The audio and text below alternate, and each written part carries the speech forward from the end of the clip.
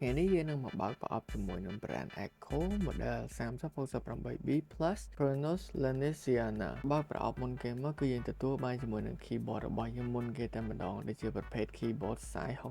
65% ហើយបន្ទាប់ពី keyboard របស់យើងគឺយើងទទួលបានដូចជា guidebook ចំនួន1 USB wireless សម្រាប់ភ្ជាប់ទៅកាន់ device ចំនួន1ដូចគ្នាចំណែកនៅក្នុងប្រអប់នេះវិញគឺយើងទទួលបានដូចជា extra keycap ចំនួន1 set តូច keycap puller ចំនួន1ដូចគ្នាហើយនៅចុងក្រោយគេគឺខ្សែ Type C ផ្នែកខាងក្រៅនៃ keyboard មានប៊ូតុងបិទបើកនិងផ្នែកខាងលើរបស់ keyboard ជាកន្លែងដោតដោយ Type C keyboard នេះប្រើប្រាស់ switch jelly purple ជាប្រភេទ hot swappable ដើម្បីភ្ជាប់ Bluetooth នៅលើ keyboard នេះយើងត្រូវហូរ key FN ជាមួយនឹង ERT ដើម្បីធ្វើការ connect ជាមួយ keyboard បន្ថែមពីលើនេះ keyboard នេះក៏មានភ្ជាប់មកជាមួយនឹង RGB light effect មកផងដែរហើយរបៀបផ្លាស់ប្ដូរ RGB light effect នេះគឺបងប្អូនគ្រាន់តែចុច FN ជាមួយនឹង key backslash RGB នឹងធ្វើការផ្លាស់ប្ដូរ